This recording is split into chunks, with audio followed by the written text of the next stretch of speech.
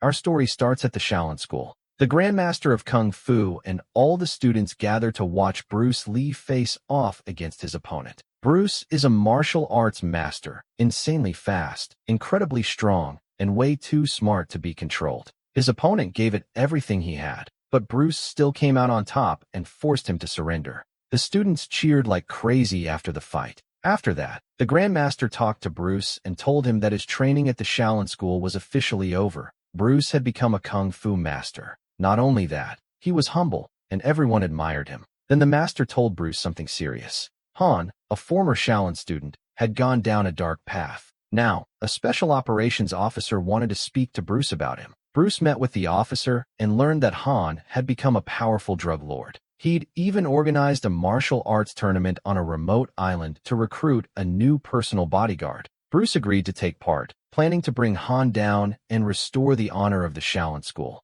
At the same time, Bruce began training a young student named Lao, who was a bit reckless in combat. Bruce taught him that the key to winning any fight is keeping your cool. Once you get angry, you lose focus completely. The next morning, a plane arrived in China from America. On board were two top fighters, Williams, a dangerous boxing pro, and Roper, a skilled karate master. They'd both come all the way from the US to compete in Han's tournament. Meanwhile, Bruce spent the whole day with the officer, who told him more about Han. Han had a dangerous right-hand man named O'Hara, a beast of a fighter who uses the iron fist technique and can take punches like nothing. Han lived on a private island in the middle of the sea, fully equipped with everything he could ever need. Every 3 years, he hosted a secret martial arts tournament to recruit new elite bodyguards. Bruce's mission was simple: take down Han at any cost. He had corrupted the name of the Shaolin School. Before Bruce left, the officer wished him luck and revealed that they had a spy named Mei already on the island. She was gathering intel on Han and would help Bruce if he found her there. The next morning, Bruce set off across the sea to reach Han's island. On the way, he started remembering something his father once told him, and that's when we learned the real reason Bruce is going. One day, when Bruce's dad was walking with his daughter, Han's henchman O'Hara and his gang ambushed them and tried to hurt her. Bruce's sister managed to escape and ran through the streets, and their father even injured O'Hara, stabbing him in the eye. But it wasn't enough. The gang chased Bruce's sister everywhere. Even though she was skilled in kung fu, they cornered her from all sides. Rather than be taken by them, she ended her own life. Of course, when Bruce heard what happened, he was devastated. He made a vow to get revenge on Han and O'Hara no matter what. He even visited his sister's grave, overcome with emotion, and promised to make things right. After that, we meet the American karate master, Roper. Turns out he's also heading to Han's island for the tournament. Roper used to be a wealthy businessman, but he borrowed a lot of money from a dangerous gang. When he couldn't pay it back, they attacked him while he was golfing. He used his killer karate skills to fight them off, and told his assistant he'd enter the tournament to win enough money to clear his debts. Meanwhile, Williams was saying goodbye to his older brother, who was also a karate master. He needed the prize money too. But on his way, a group of corrupt cops stopped him and tried to steal everything he had. Williams took them by surprise, using the secret moves his brother taught him, and knocked them out. He even stole their police car and used it to escape. Not long after, Williams and Roper finally reached the ship headed to Han's island. That's when we find out they were old friends who hadn't seen each other in years. By coincidence, Williams spotted Parsons, a well-known American fighter with a nasty attitude. Roper warned him to be careful around that guy. They also noticed Bruce on the ship and could instantly tell this guy was different, strong, calm, focused. Later, while the ship was sailing, some of the guys on board started a fight between two insects for fun, and Roper made a bet on which one would win. Bruce's insect won, and Roper handed over the money, clearly not happy about it. That's when we find out that Parsons, the nasty American fighter, was bullying the younger guys on the ship. He even kept messing with Bruce Lee, pushing him to fight just to see how strong he really was. So Bruce told him to follow him to a nearby island. But the moment Parsons stepped onto the little boat, Bruce tricked him, left him stranded in the middle of the sea. Then he handed the boat rope to the younger guys so they could get their payback for all the bullying. The next morning, Bruce, Roper, and Williams arrived at the island along with the other fighters.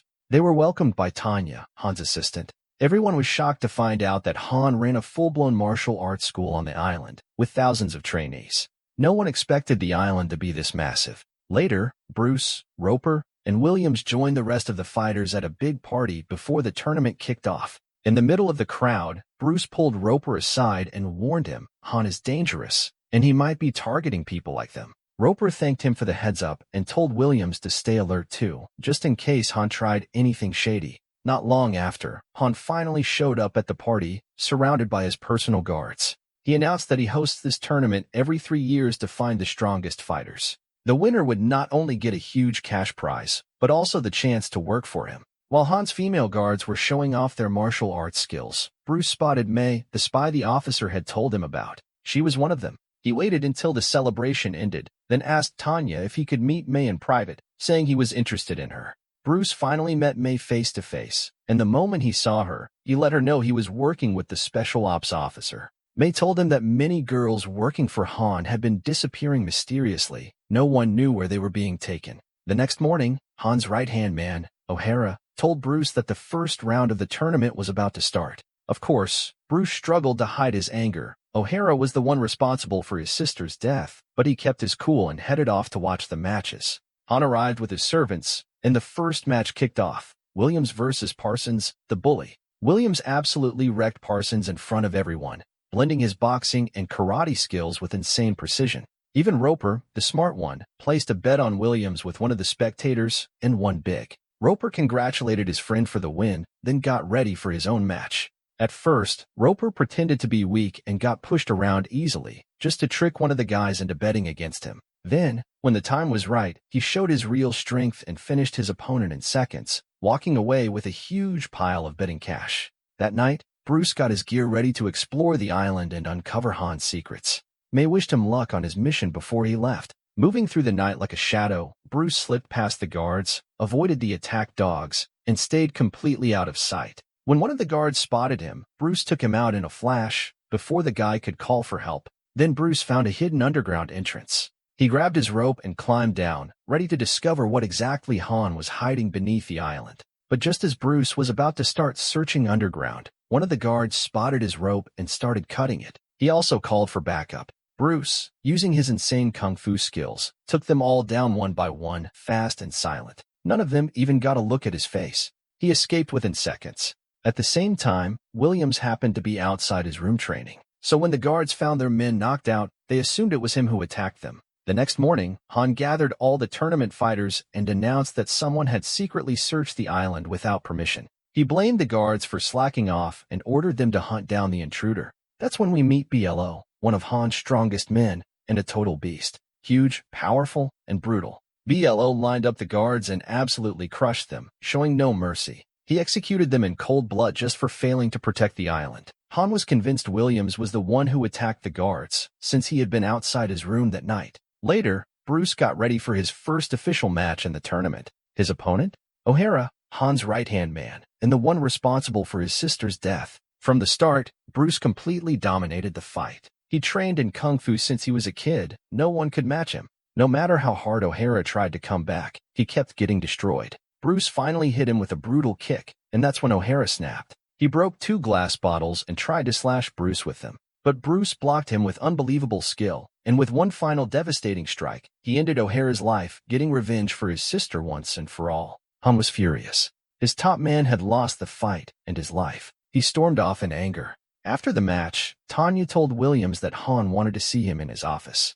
Williams let Roper know he had an important meeting and headed off. When Williams entered Han's office, Han confronted him, asking why he attacked the guards and why he was out of his room that night. Williams explained that he was just shadowboxing, training on his own. But Han didn't believe him. He ordered his guards to attack. Williams took them down easily, even though they outnumbered him. That's when Han stepped in to fight personally. Turns out, Han was once a Shaolin student himself, meaning he knew secret kung fu techniques. On top of that, his punches were unbelievably strong. He beat Williams down with brutal force, crushing his body until he lost his life. Then Han pulled off his glove, revealing a deadly iron hand hidden underneath. The next morning, Roper asked Han where Williams was. Han lied and said Williams had dropped out of the tournament and returned to America to be with his brother. Then Han started showing Roper around the island, even giving him a private tour of his personal museum. Roper was confused. He had no idea why Han was being so friendly all of a sudden. But that's when Han took him into a secret underground room and revealed the truth. He ran a massive illegal drug operation right under the island.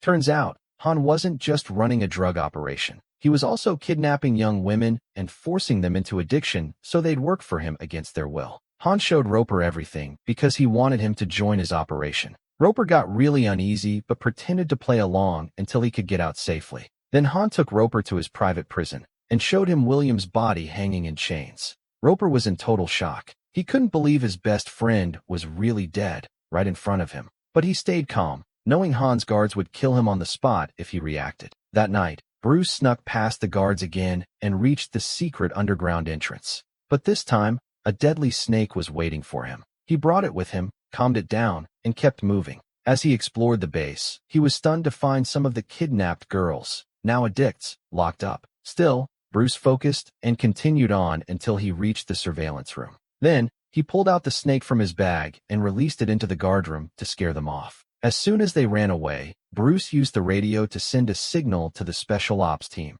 letting them know he had uncovered Han's entire operation. But just then, the alarm went off, and all of Han's men came rushing in to attack. Bruce unleashed his full power and took down dozens of armed thugs without mercy. Even though he was outnumbered, he grabbed a pair of wooden sticks and kept fighting. Some of the prisoners Han had locked up joined the fight to help Bruce, but the guards kept coming. Still, Bruce stood his ground and won the battle. Unfortunately, just before he could escape, Han lured him into a secret room and locked all the doors behind him. Bruce was shocked, but he stayed calm. He knew the police had received his signal, help was probably on the way. Then Han showed up, acting smug. He told Bruce he admired his strength and wanted him to join the gang. But Bruce didn't even answer. The next morning, the special ops officer realized Bruce was in danger and sent backup to the island. Meanwhile, Roper was about to compete in the next round of the tournament. Han, still trying to control the situation, forced him to fight Bruce. But Roper refused and challenged Bolo, Han's massive bodyguard, instead. At first, Bolo dominated the fight. He was way stronger. But Roper started figuring out his weak points and used his smarts to turn the fight around. In the end, he took Bolo down. At the same time, May, the undercover spy, freed the prisoners Han had locked away. When Roper beat Bolo, Han completely lost it. He ordered all his students to attack Bruce and Roper, but the two of them fought back with unbelievable courage, taking down waves of Han's fighters. Then, the freed prisoners jumped in and joined the fight, turning the place into total chaos. Han switched his iron hand for a razor-sharp claw and tried to sneak attack Bruce. But Bruce dodged him in a flash and started chasing him down. Han ran into his secret lair, but Bruce followed, telling him, "Your time is up. You've dishonored the Shaolin School." The final fight began. Han came at Bruce with his giant claws and landed several hits, tearing into him. Bruce was bleeding badly, but refused to give up. Then Han grabbed a long spear and used the room's mirrors to hide and confuse Bruce. The entire place was filled with reflections. Bruce couldn't tell where the real Han was. Han waited for the perfect moment to strike from the shadows. But Bruce changed his strategy. He smashed every single mirror in the room, so Han had nowhere to hide. Then, with one final flying kick, Bruce launched Han straight into a steel spear, ending him for good. After that, Bruce walked out of the hideout, told Roper it was over, and looked at his fallen friend Williams one last time. And that was the story of the movie.